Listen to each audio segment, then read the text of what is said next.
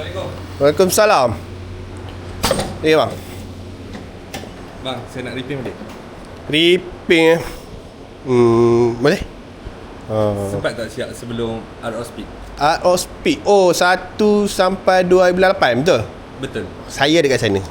Event tu booth Cat Village ada kat sana. Alright. So kalau macam tu saya ambil kat sana je lah. Ambil kat sana ya? Ambil kat sana. Okey, boleh. Yang ni kalau nak repaint kita akan basuh dulu. Lepas tu reshape. Lepas tu kita akan repaint.